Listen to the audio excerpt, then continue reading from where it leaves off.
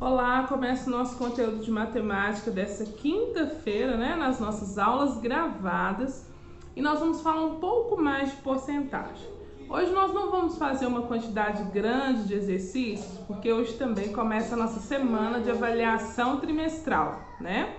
E aí nós precisamos focar nas nossas avaliações para fazer de forma tranquila, né? Mas alguns assuntos precisa continuar também, tá, pessoal? Então, por isso que a gente vai dar a sequência aqui das aulas gravadas dessa segunda-feira, dia 21. Vamos lá na página 40 do nosso material didático, né? Para compreender o significado de 100% e de 50%, não há muita dificuldade, tá? E como vamos calcular outros valores? Para intuir os outros cálculos, vamos observar essas duas figuras aqui. A figura 1, que significa 100%, que significa um todo, e a figura 2, que 50% significa metade da quantidade aí, tá? Na figura 1, o inteiro quadrado foi dividido em 100 partes. Cada parte é equivalente a 1 centésimo, que foram tomadas todas as 100 partes. 100 centésimos, 100 partes de 100%. 100%. Que é equivalente a tomar um inteiro e um todo. Na 2, o inteiro, o quadrado, ele foi dividido em 100 partes também, mas foram tomadas apenas 50 partes, tá? E nessas 50 partes a gente pode verificar que é 50% a equivalente da metade do inteiro, tá bom? Na página 41 nós vamos continuar. Como a porcentagem sempre indica um valor dividido por 100, isso é importante você memorizar. Ou seja, a fração denominador da fração será 100. Vamos ver nas representações aqui da figura 3 e da figura 4, que vai corresponder-se a 10%, que aí vamos ler 10%, tá? Na figura 3 foram destacadas apenas 10 partes de 100. Que corresponde aos 10% do inteiro. Note que esse valor é equivalente à 10ª parte do inteiro. Portanto, 10 é a 10ª parte de 100. Então, 10% vai corresponder um décimo de 100%, tá? E aí nós vamos analisar também aqui a quantidade 25%, que é uma representação analógica das apresentações anteriormente. Então, se você for calcular, você vai verificar que a figura 1, 2 e 3, ela está determinado o número lá sobre um todo. Na questão 25 aqui, nós podemos observar o seguinte, que 25% de 100 equivale a 1/4 do todo, tá?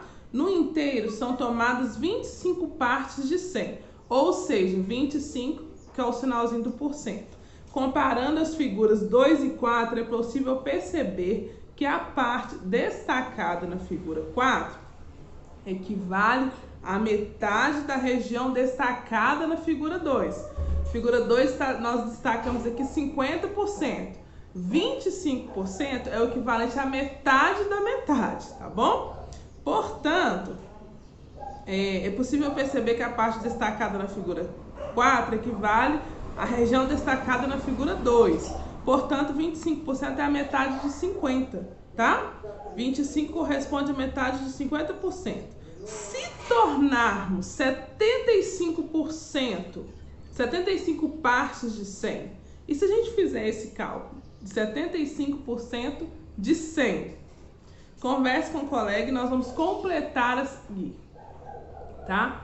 Essa questãozinha muito simples você vai fazer baseado nisso tudo que a gente falou aqui, tá bom?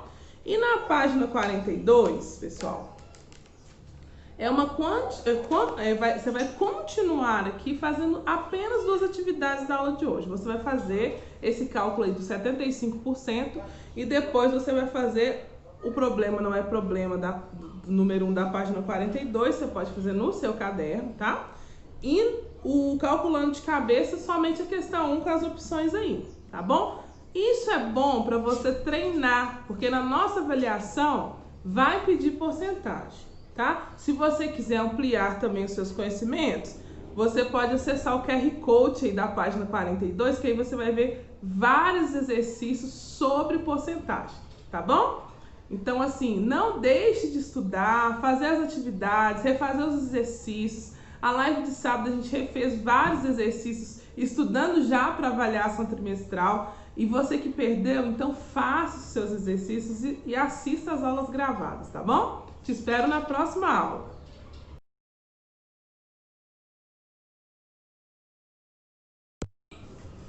Oi!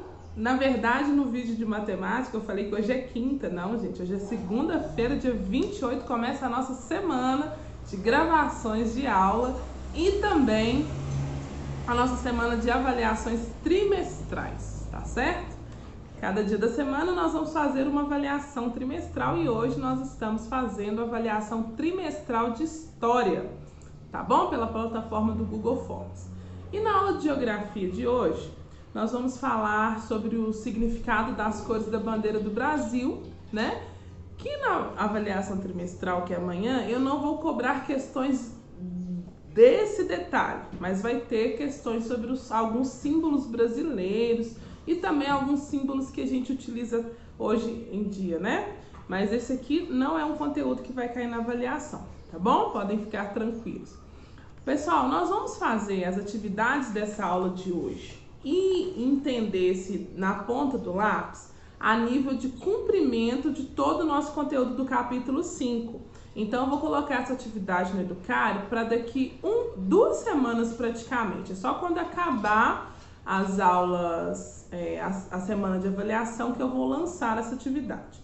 Mas eu posso te dar um conselho? Leia algumas coisas, faz algumas atividades aqui do Já Aprendi, que tá um conteúdo interessante e que você já aproveita e estuda para a prova, tá? Então, se eu puder te dar um conselho, faça algumas atividades do Já Aprendi do Antes de Seguir, que dessa forma você vai estudar para a prova também, tá? Aí nós vamos fazer essa atividade aqui do Antes de Seguir na página 24 e ler esse texto aqui na ponta do lápis falando sobre o significado da bandeira, né? Os significados. Então, assim, é importante saber, né, que cada cor tem um significado, as estrelas têm um significado e a escrita também em ordem e progresso, tá bom? Então, fica o texto aí da página 25 para você ler. É um texto curto, um texto de 4 parágrafos apenas, explicando, né, o significado. Inclusive, vamos destacar para a palavra que está destacada aí, ó, donatário, que é a pessoa que recebe uma doação, tá? Sempre se atentar quando você estiver lendo o texto, dessas palavrinhas chaves aí, tá bom? E aí, pessoal, nas páginas 26 até a 31, tá toda a nossa atividade do Já Aprendi, que é um fechamento do capítulo, tá? Se você puder, faça algumas questões para estudar, vai lá e consulta tudo que vai cair na prova e faça as atividades aqui. Se não, essa atividade ela vai ser para depois da semana de avaliação trimestral, tá bom? Não deixe fazer, não deixe estudar, faça uma prova com tranquilidade, tá bom? Leia as questões, volte na questão, tá? Essa prova é para nós avaliarmos todo o conteúdo que você aprendeu, então é importante que você faça ela sozinho e sem consulta, tá? Porque assim você demonstra que você aprendeu, tá bom? Então eu conto com vocês e a gente vai para a aula de História para a gente fechar as aulas gravadas dessa segunda-feira, tá bom, pessoal? Até mais!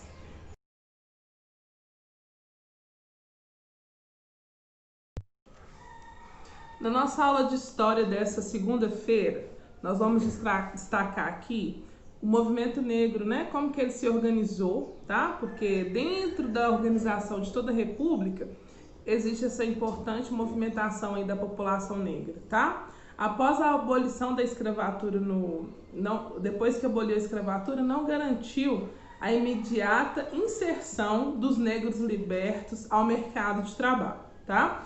O acesso de todos os direitos também garantidos não aconteceu de forma plena, tá? Pelo contrário, a preferência por trabalhadores europeus e a existência de teorias racistas que tentaram provar a inferioridade da população negra. Isso dificultou ainda mais o acolhimento dos negros no novo regime político. Para isso, foi preciso uma organização para que o cenário fosse totalmente alterado, tá? Na página 24 do seu livro didático, até a página 29, nós vamos falar coisas importantes, tá? Que acontecem em nossa sociedade. E vem um destaque para isso aqui. Ao lado aqui na página 24, nós temos o primeiro exemplar do jornal O Homem de Cor, o primeiro jornal brasileiro a se posicionar contra a discriminação em 1833, anos antes da abolição. Isso é tão real, que até hoje os negros sofrem discriminação e racismo. Eu já contei para vocês que isso já aconteceu comigo diversas vezes e nós precisamos de se posicionar. Racismo é crime e não pode acontecer, tá? Inclusive, essa luta da população negra continua ainda e falta muito para ser feito no sentido de igualar as oportunidades entre brancos e negros, tá? No entanto, nós vamos ressaltar também aqui na página 25 algumas vitórias já conquistadas por essa organização da população negra. A lei número 7.716 de 1989, que define o racismo como crime. Criação pelo governo em 2003 da Secretaria Especial de Promoção à Igualdade Racial, voltada para discussões referentes à demanda dessa população. E a lei número 12.711 de 2012, que estipula cotas para alunos oriundos de escola pública em universidades públicas de ensino técnico e superior e também as cotas raciais. No seu QR Code aqui você vai assistir um documentário super legal, né? Dudu e o lápis de cor da pele. Pessoal, isso é uma coisa real que acontece. Em algumas situações ele vem dotado de um bullying que nós vamos ver nas páginas à frente aqui. Então nós como alunos, como pessoas que têm que exercer a cidadania, nós não podemos fazer esse tipo de coisa. É errado. Piadas de duplo sentido, comentários, deixe de fazer, mude a mentalidade para que a gente não cresça, né, com essa, achando que isso é uma coisa normal. E é uma luta que começou há muitos anos atrás e ela está longe de acabar. Pessoal, e aqui no nosso aprendendo, na ponta do lápis, quer dizer, você vai entender como que uma lei ela é criada, como que uma lei é criada e aprovada. Então, esse texto aqui da página 26, você vai fazer essa leitura. Tem os 5 passos aqui, como que a lei é criada e ela é aprovada, tá bom? E também está pedindo para você criar um projeto de lei, mas nós não vamos fazer essa atividade aqui hoje, tá bom? Essa atividade aqui da página 27, ela não vai ser feita. Você vai só ler o texto da página 26. Inclusive, no Aprendendo Mais, né? Que cidadania também é respeitar o próximo. Se você fala que exerce a cidadania e desrespeita o seu colega, fazendo bullying, fazendo piadas racistas, colocando defeito em alguma coisa que incomoda ele, você não está exercendo o seu papel de cidadão. Isso é errado, tá? Então repense. E nós vamos falar sobre o bullying. Inclusive tem até um texto aqui, um comentário que eu vou falar aqui agora. E vocês leiam novamente, tá bom? Muitos de vocês já sofreram bullying. E é importante falar com um adulto, falar com alguém responsável da escola. Isso não pode acontecer entre os alunos, tá certo? O termo vem da língua inglesa, bullying, que significa brigão, violentão, né? E bullying, portanto, é um ato de ser valentão, ou seja, de humilhar, intimidar, ameaçar ou maltratar alguém de maneira repetitiva. Nos últimos anos, esse tipo de violência tem ficado mais em evidente. E as escolas são ambientes que esse tipo de ação acontece. Tudo é bullying agora. Desde a difusão do termo, essa frase ficou cada vez comum. Muitos pais e professores alegam que antes era considerado natural o que hoje é problematizado. Isso não é uma verdade absoluta, não é. Antes de nada, os adultos devem entender que nem tudo é bullying mesmo. Por exemplo, argumentações entre colegas de sala, discussões ou brigas não são. O bullying representa 4 sinais clássicos: intenção de ferir alguém, repetição da agressão, presença de espectadores e concordância do alvo sobre a ofensa. Pegamos aquele aluno ali e vamos fazendo bullying com ele todo dia, todo dia. Professora, mas nós estamos em aulas remotas, estamos no sistema à distância. O cyberbullying é uma realidade cruel que acontece na internet hoje. Então você como cidadão, se você tem esse hábito horrível, abandone isso. Você não pode fazer, tá? Na minha sala, eu nunca precisei de fazer uma intervenção, né, com a galerinha aí do 5º ano do IESA sobre o bullying. Já tive que conversar para não acontecer, né? A gente fez a prevenção do bullying. E eu espero, galerinha, de verdade que vocês continuem assim, cuidando uns dos outros e respeitando o próximo. E quem que é o próximo? Qualquer pessoa é seu próximo. Qualquer pessoa.